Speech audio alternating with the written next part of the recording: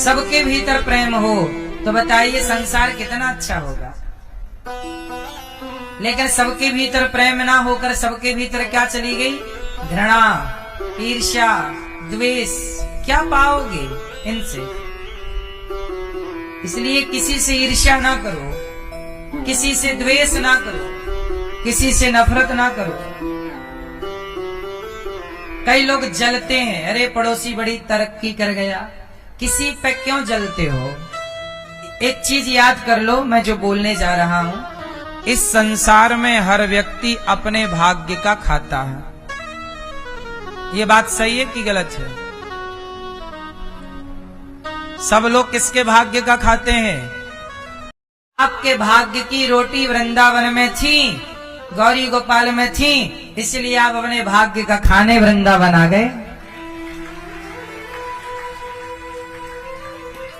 जब तक आपके भाग्य की होंगी आप यहाँ रह के खाओगे, भाग्य की रोटियां खत्म हो जाएंगी, चले जाओगे। तो आप किसी का खाने नहीं आए, आपके ही भाग्य का था।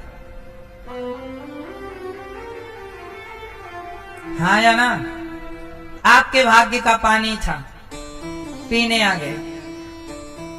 इसका अर्थ ये हुआ कि सब अपने अपने भाग्य का खाता है। तो आपका पड़ोसी किसके भाग्य का खा रहा है? बोलो जोर से। वो अपने भाग्य का। तो तुम क्यों ईर्ष्या कर रहे हो? तुम क्यों जल रहे हो? जब वो अपने भाग्य का खा रहा है, उसे खिलाने वाला परमात्मा है, तुम क्यों मरे जा रहे हो? अरे बड़ी तरक्की कर गया, बेईमानी कर रहा होगा, वो जो कर रहा होगा उसका दंड वो भोगेगा, तुम्हें काहे मिर्ची लग रही है? तुम भी धनवान बन जाओ ना, कमाओ। जल के क्या पाओगे? दूसरे को कुछ ना जलाओगे, स्वयं ही जलाओगे। माचिस की तीली निकालो,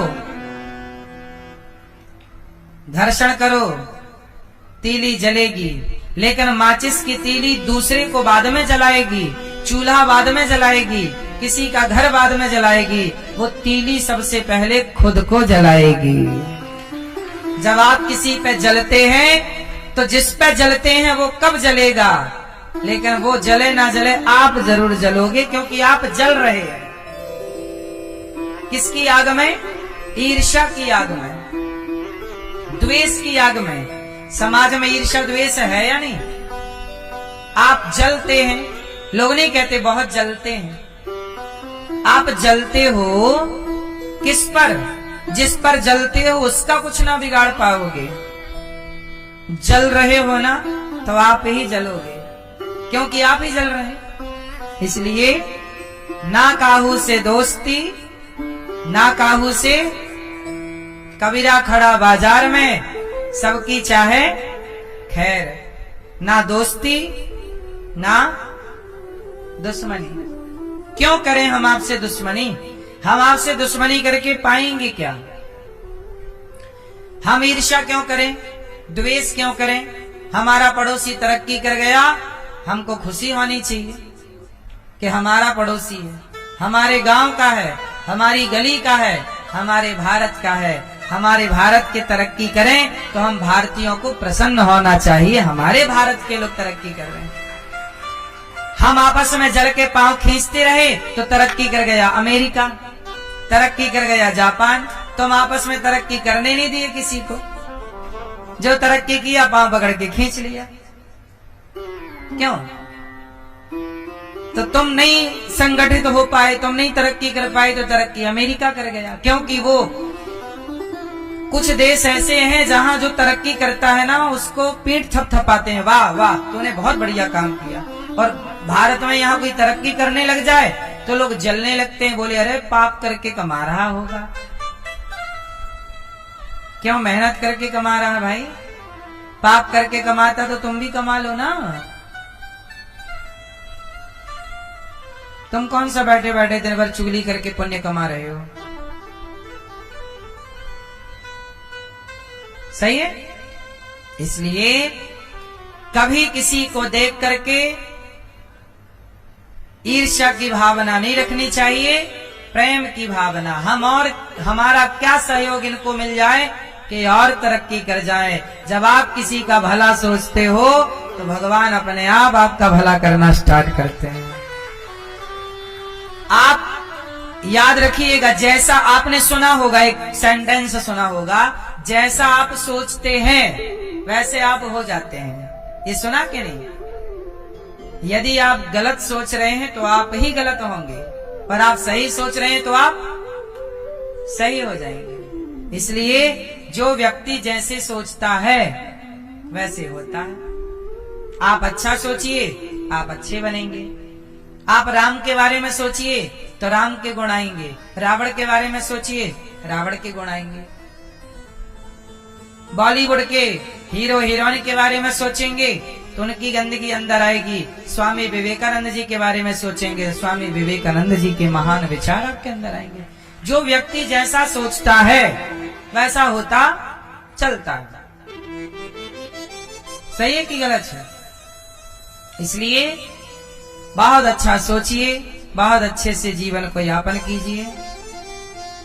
जीवन बहुत खूबसूरत है। जिंदगी कैसी है? बहुत सुंदर है। जिंदगी बहुत खूबसूरत है। जिंदगी भी अच्छी है, ये जीवन भी अच्छा है, ये संसार भी अच्छा है, लोग भी बहुत अच्छे, पशु अच्छे, पक्षी अच्छे। परमात्मा ने कितनी रंग बिरंगी दुनिया बनाई कि नहीं? आकाश बनाया तो पाताल भी बनाया, पुरुष बनाया तो स्त्री बनाई, बड़े वृक्ष बनाए तो छोटे भी बनाए, बड़े फलदार पेड़ पौधे हैं तो छोटे फल वाले भी हैं। आकाश है तो पाताल है, माता है तो पिता है, भाई है तो बहन है, मित्र है तो शत्रु है, हरा है तो नीला है, पीला है, गुलाबी है। कितने रंग भरे हैं ईश्वर ने इस संसार में। कितने प्यार से ईश्वर ने बनाया ये संसार को, जिसकी रचना इतनी सुंदर, वो कितने बढ़िया तरीके से ईश्वर ने डिजाइन किया। कितनी खूबसूरत दुनिया है कि नहीं? समुद्र कितना सुंदर होता। कभी समुद्र के किनारे बैठिए, आपका मन बहुत शांत होगा, बड़ी शांति। नदी का किनारा पकड़िए, देखिए वो झरझर बहता पानी। कभी झरने के किनारे जाइए, देखिए कितना सुंदर। कभी जंगल देखिए, वादियां देखिए, बड़ा सुंदर सुंदर पर्वत पहाड़, कितना सुंदर है ना ये संसार, कितना सुंदर है। बोलो हाँ। लोग कितने सुंदर हैं यहाँ, पुरुष कितने सुंदर, स्त्री कितनी सुंदर, मिट्ठू कितना सुंदर, तोता, घास, हरियाली। आपके पार्क में यदि घास है, हरियाली है, कितना सुंदर वो पार्क होता है जहाँ हरा भरा होता है, पेड़ पौधे होते हैं। लोग कहते हैं पार्क बहुत सुंदर है। क्यों सुंदर है? क्योंकि वहाँ हरियाली है। बोलो हाँ। कितना सुंदर संसार ईश्वर ने बनाया। उस पार्क में यदि फूल खिले हो रंग बिरंगे तो वो पार्क और भी सुंदर हो जाता। मतलब परमात्मा ने प्रकृति कितनी सुंदर बनाई है, लेकिन हम लोग इस सुंदर प्रकृति में रहते हैं। लेकिन जो हमारी प्रकृति बन गई है ना, हम अपनी प्रकृति से परेशान हैं। क्रोध करने की प्रकृति हो गई है, अभिमान करने की प्रकृति बन गई है, निंदा करने की प्रकृति बन गई है। अब निंदा कर रहे हैं लोग, चुगली कर रहे हैं लोग, छल कर रहे हैं। ये सब आप हटा दीजिए। आपके अंदर से अभिमान को आप डिलीट कर दीजिए, आप ईर्ष्या द्वेष को डिलीट कर दीजिए, तो आप इस प्रकृति का आनंद ले पाओगे। संसार में आने का मजा है। आपके अंदर ना ये बुराइयां घुस जाने के कारण ना आप जी पाते हो, ना आप मर पाते हो। बहुत लोगों को जीना नहीं आता, जी रहे हैं, पर कुछ लोग क्या कर रहे हैं? बोले महाराज जी हम तो ढो रहे हैं, जिंदगी को बोझा समझ लिया, बड़े परे। कुछ लोग कहते हैं हमारा तो मन करता है मर जाएं, आत्महत्या कर लें। इतना भी तो बुरा नहीं है संसार के आत्महत्या कर ली जाए। क्यों, इतना बुरा है क्या? इसलिए पहले के लोग जंगलों में रहना पसंद करते थे। क्यों? प्रकृति से जुड़े थे, कनेक्ट थे। आज प्रकृति से लोग हट गए। आज आप लोगों के घर में एक भी पेड़ नहीं, एक भी वृक्ष नहीं। आप लोग वृक्ष लगाना भूल गए। आप लोग, पहले के लोग पेड़ पौधों के बीच में रहते थे। हम बचपन में जिस घर में रहते थे उस घर के अंदर बड़े बड़े दो पेड़ थे, एक नीम का और एक बिल्व पत्र का। हम लोग उस पेड़ पर चढ़ करके बिल्व पत्र और बेल खाया करते थे और नीम की दातूनी तोड़कर दातून नीम का किया करते थे और पूरा दिन पेड़ की छांव में रहते थे। बड़ा सुकून, जहाँ पेड़ पौधे हैं, हरियाली है, सुकून है, शांति। इसलिए प्रकृति से जुड़ो। जो व्यक्ति प्रकृति से जुड़ा है वो सुखी है। जो प्रकृति से हट गया वो डिप्रेशन में।